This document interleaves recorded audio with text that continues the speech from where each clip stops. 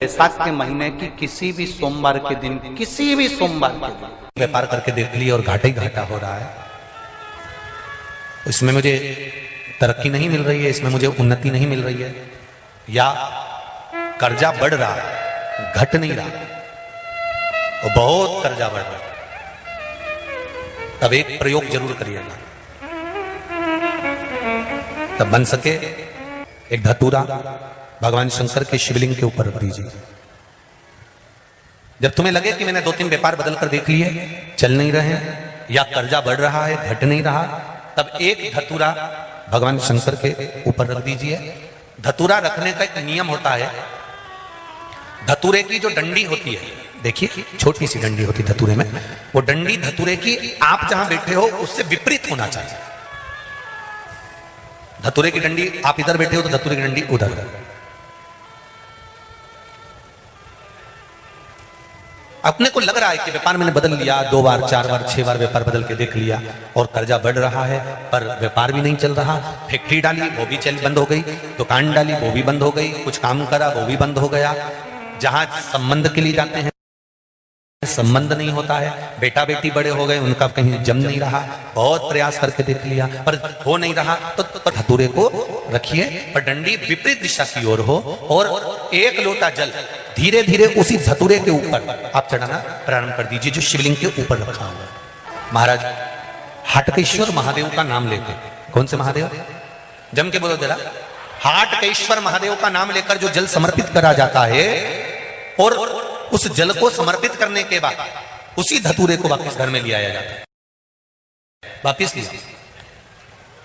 उसके बाद तुम जिस कार्य में हाथ डालोगे और जो कार्य करना चाहोगे उसमें सफलता मिलना चालू हो जाएगी और कर्जा भी धीरे धीरे चूकना प्रारंभ हो जाएगा। संबंध नहीं। बैसाख के महीने की किसी भी सोमवार के दिन पार्थिव शिवलिंग के निर्माण का, और उसमें एक बात कही गई कि जब संसार का मनुष्य मृत्यु लोक में रहने वाला मानव, मृत्यु लोक में रहने वाला मनुष्य मिट्टी के शिवलिंग का निर्माण करता है, पार्थिव शिवलिंग का निर्माण करता है, और जिस घर में पार्थिव शिवलिंग का निर्माण होकर उसकी पूजन होती है, घर का सदस्य उस पर अगर एक बूंद जल समर्पित कर देता है तो जितने घर के सदस्य होते हैं उस पार्थिव शिवलिंग के निर्माण को करने वाले होते हैं, पूजन करने वाले होते हैं, उनको 6 महीने तक किसी बड़ी बाधाओं को झेलना नहीं पड़ता, वो दुख अपने आप कट जाता है। पार्थिव शिवलिंग का निर्माण बैसाख महीने। मेरी जीजियों 2 चीजें बड़ा स्मरण में रखिएगा। एक, बैसाख महीने में मट्टी के पात्र का जल प्रयास करना। बैसाख के महीने में मिट्टी के पात्र में जो रात्रि भर जल रखा हो, मिट्टी के पात्र में, अगर आपके पास में घड़ा हो, हंडा हो, नी हो, तो दिया हो, दीपक हो, कुल्लड़ हो, कोई भी तुम्हारे पास में जो मिट्टी का पात्र उसमें जल भरना। वो जल बैसाख के महीने की किसी भी सोमवार के दिन बैसाख महीने या किसी प्रदोष के दिन या बैसाख महीने के शिवरात्रि के दिन, वो मिट्टी के पात्र का जल अपने घर के प्रत्येक व्यक्ति का स्पर्श कराकर उस मिट्टी के पात्र के जल को तांबे के पात्र में डाल लीजिए और घर के प्रत्येक व्यक्ति का स्पर्श करा लीजिए और शंकर भगवान पर कुंदकेश्वर महादेव के नाम से समर्पित करिए। कुंदकेश्वर महादेव। कभी जीवन में पीछे पलट कर देखने की जरूरत नहीं पड़ेगी, आप उन्नति की सीढ़ी की ओर बढ़ते चले जाओगे। बैसाख महीने में मट्टी के पात्र का जल भगवान शंकर को समर्पित होना चाहिए, उसका सुख हमारे जीवन को एक आनंद फल प्रदान।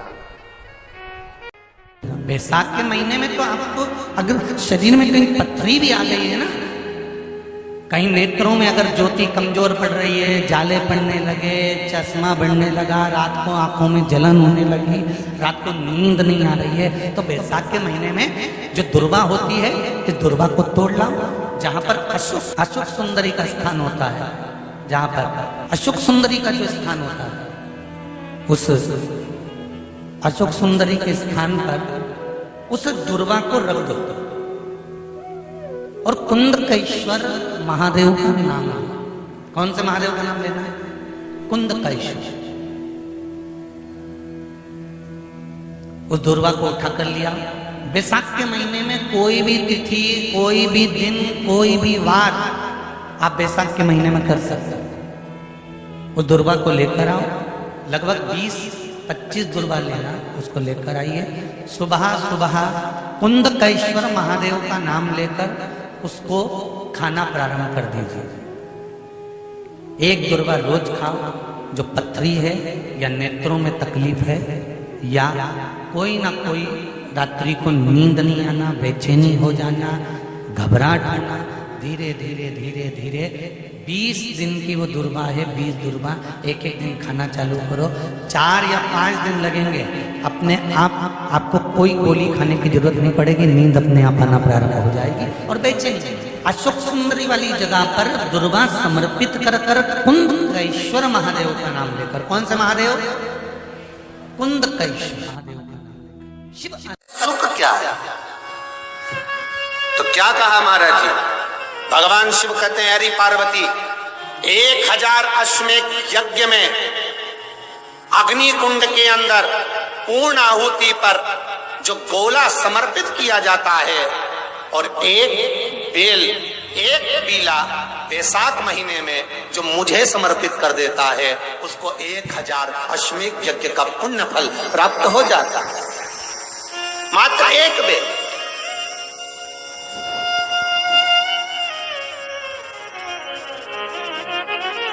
बहुत अच्छे से समझना महाराज, फिर समझ लीजिए। केवल सारे शिवलिंग में एक नर्मदेश्वर महादेव ऐसे होते हैं जिन पर कुछ भी चढ़ाओगे तुम खा सकते हो। भगवान को अगर भोग लगाया तो तुमने खा लिया। भगवान के शिवलिंग को अगर कोई वस्तु टच हो गई तो तुम पा सकते हो। मिठाई हो, चूरमा हो, लड्डू हो, पेड़ा हो, गुलाब जामुन हो, इमरती, भजिया, पकोड़ा, फल फ्रूट जो भी होगा वो पा सकते हो। पर नर्मदेश्वर शिवलिंग को छोड़कर शिव महापुराण के अंतर्गत विद्धेश्वर संहिता में लिखा हुआ है कि बाकी के जितने शिवलिंग होंगे उसको अगर कोई वस्तु टच हो गई तो वो खाने के लायक नहीं रहती, वो सांसारिक मनुष्य नहीं खा सकता। शंकर के मंदिर का प्रसाद संसार का मनुष्य उसको ग्रहण नहीं कर सकता। उसको केवल बैरागी, त्यागी, जिसने घर छोड़ दिया, परिवार छोड़ दिया, अपने कुटुंब कबीले को छोड़ दिया, केवल वही पा सकता है। ये शिव महापुराण की विद्धेश्वर संहिता कर रही है।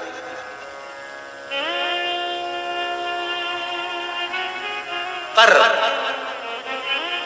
शंकर कह रहे, मां उमा से, मां पार्वती से, मेरा महेश कह रहा है, मेरा बाबा भोलेनाथ, मेरा बाबा विश्वनाथ, मेरा त्रिकालदर्शी कैलाशी अविनाशी कह रहा है कि हे पार्वती,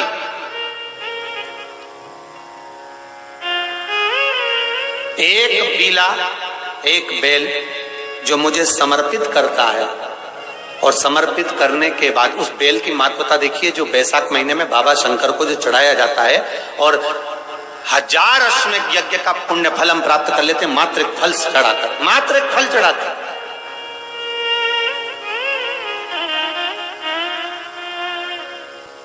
जैसे इससे पहले जो एकादशी कही, जिसको त्रिविधि एकादशी भी कहते हैं, पद्म पुराण में लिखा है और विष्णु पुराण में, एकादशी के दिन द्वादशी भी पड़ जाए, एकादशी के दिन त्रयोदशी भी पड़ जाए, मतलब एकादशी, द्वादशी और त्रयोदशी तीनों तिथियां एक साथ पड़ जाए और उस दिन एकादशी का व्रत जो रख लेता है उसको 1000 एकादशी का पुण्य फल प्राप्त हो जाता।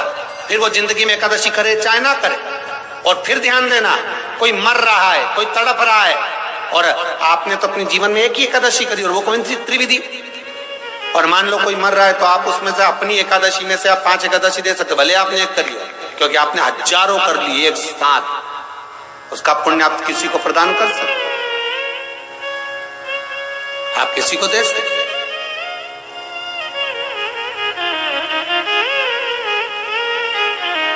उसी तरह हे पार्वती,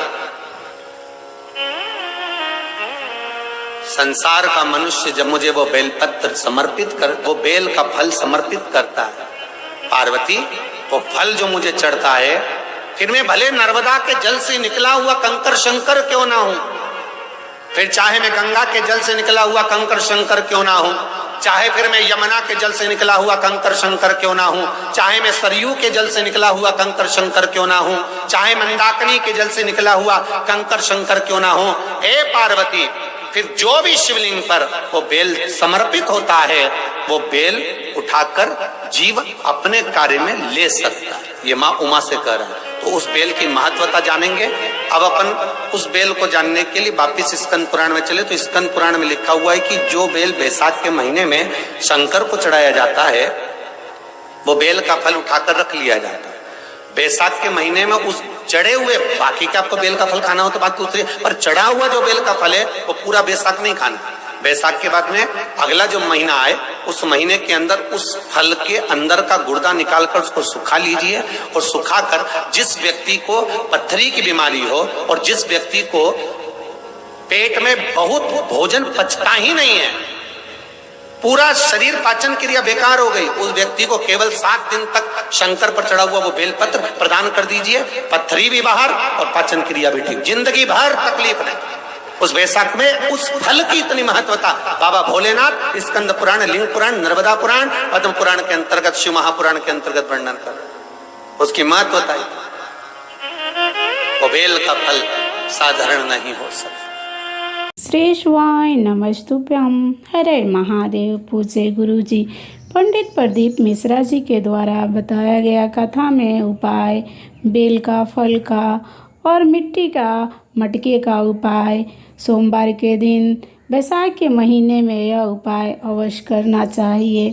तो आशा करती हूँ यह वीडियो पसंद आई होगी। वीडियो पसंद आई होगी तो वीडियो को लाइक करें और हमारे यूट्यूब चैनल पर नए हैं तो चैनल को सब्सक्राइब करना ना भूलें और कमेंट में ओम नमः शिवाय लिखना ना भूलें।